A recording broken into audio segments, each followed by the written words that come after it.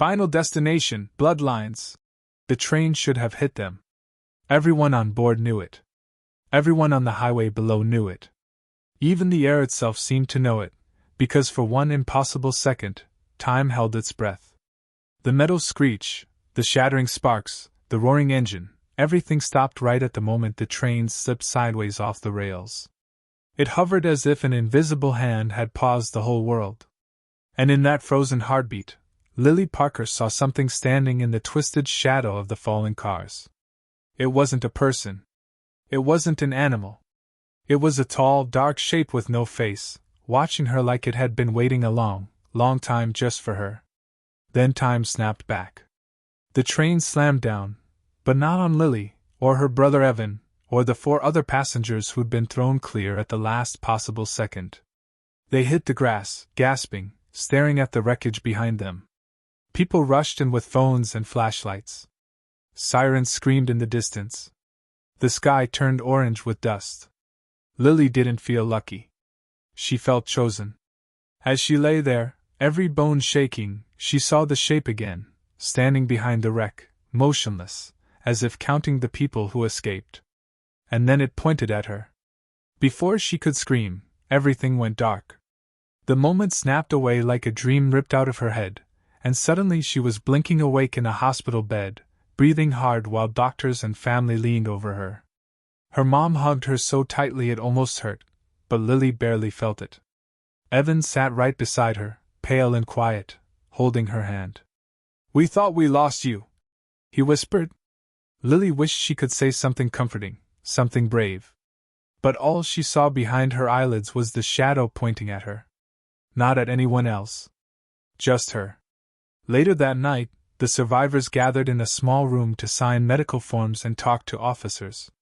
They all looked shaken, Sarah and Jacob, the young couple who'd been on their anniversary trip.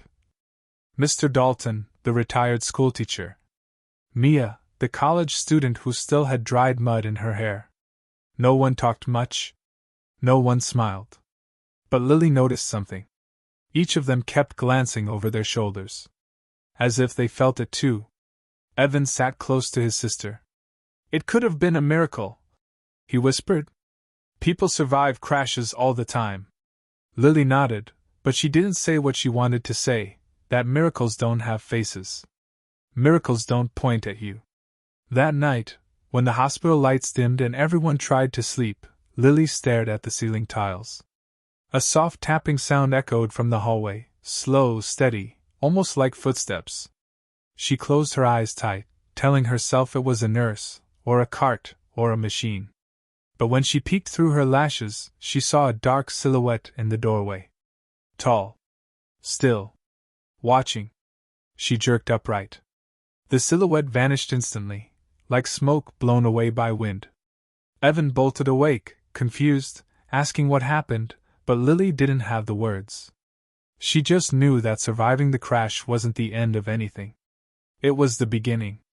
The next morning, the hospital released them with papers and warnings and polite smiles. Everything felt too normal, too bright. The survivors exchanged quiet goodbyes, promising to check on each other. Lily didn't believe they would. People want to forget things like this. But fate doesn't forget. When Lily and Evan returned home, their mother cooked soup and fussed over them nonstop. For a little while, things felt calm. Safe.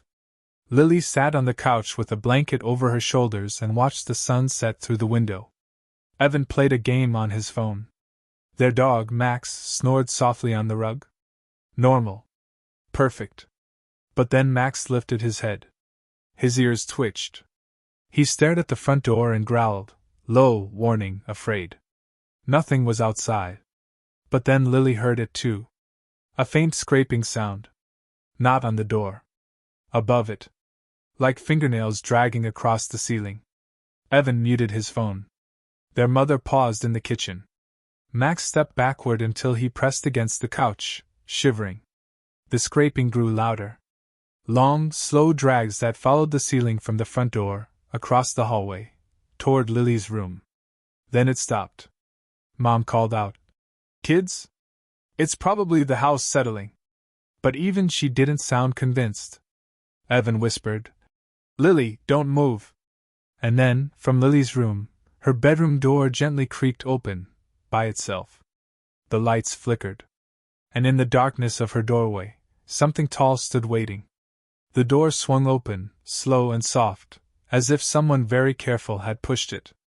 In the dark doorway stood the tall shape Lily had seen at the crash, a shadow without a face. It did not move, but Lily felt like it could see every part of her. Max barked once, high and scared, then hid behind the couch. The scraping sound was quiet now, like someone breathing through a keyhole. Lily could not scream. Her body would not let her. Evan reached for her hand. His fingers were cold. Their mother, who had been standing in the kitchen, put down the spoon and walked toward the hall like a sleepy bear. She flicked the light switch, but the bulbs only fluttered weakly and then steadied. The shadow was still there, right in the doorway, not stepping in, not leaving. It pointed, just a tiny tilt of the head, and Lily felt her skin prickle. "Go to bed," their mother said, trying to make her voice sound normal. "We'll lock the doors." But the house felt different. The walls seemed farther away. The pictures on the mantel looked tired. The air smelled like rain on hot pavement. Lily thought of the train, of the way the shape had pointed at her among the wreckage. She thought of being chosen. She thought of nothing at all and everything at once. That night, sleep did not come easily. Lily lay in bed with the lamp on and the curtains closed tight. She could hear the house settle, pipes, the fridge, a distant car.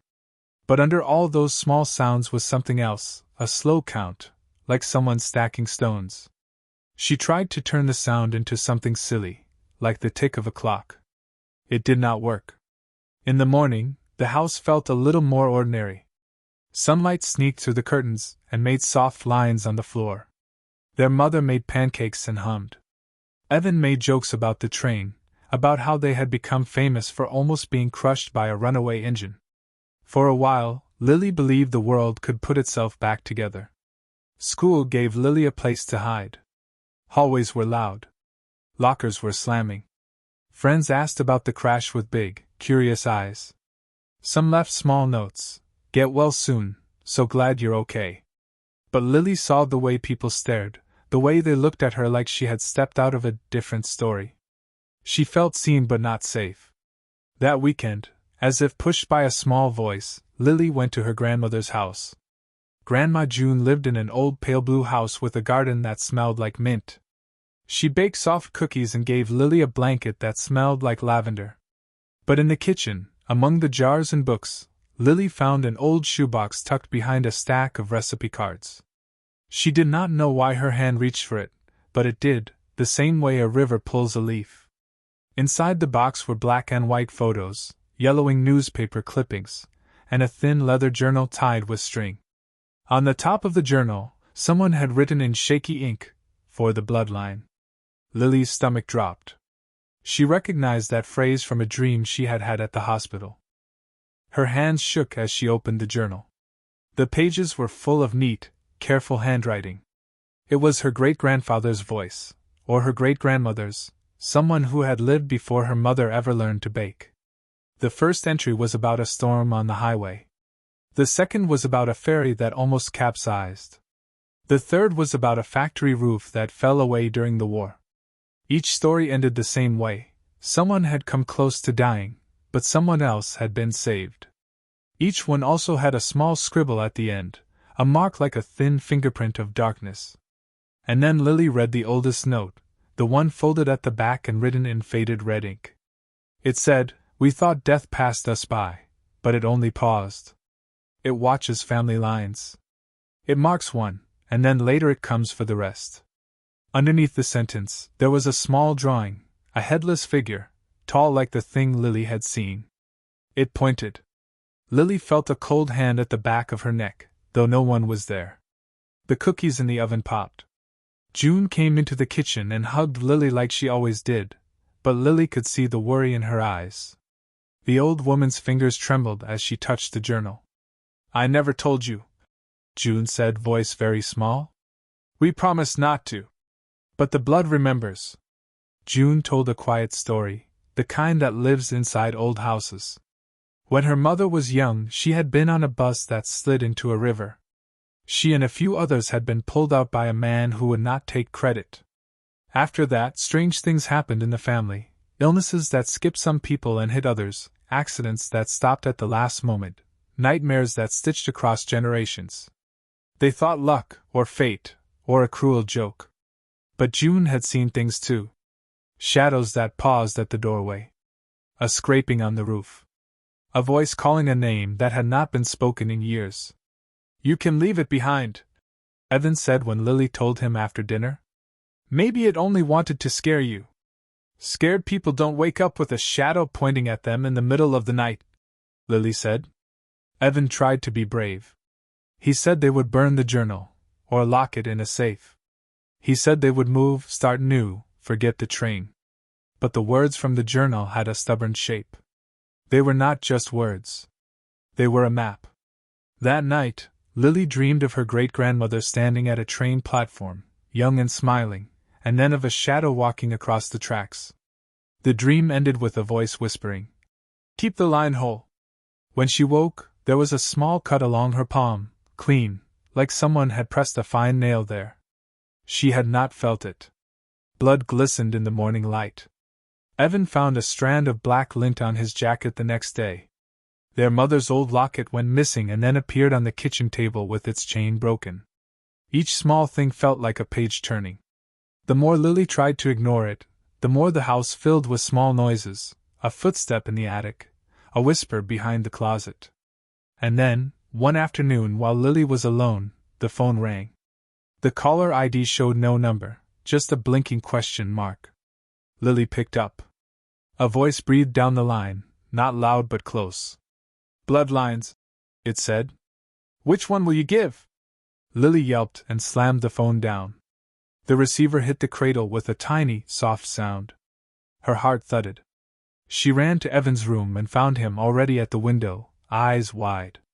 Across their yard, in the thin strip of sunlight, something had left a print on the grass. It was not a normal footprint. It was long and thin and ended in a point, like a finger of shadow touching the earth.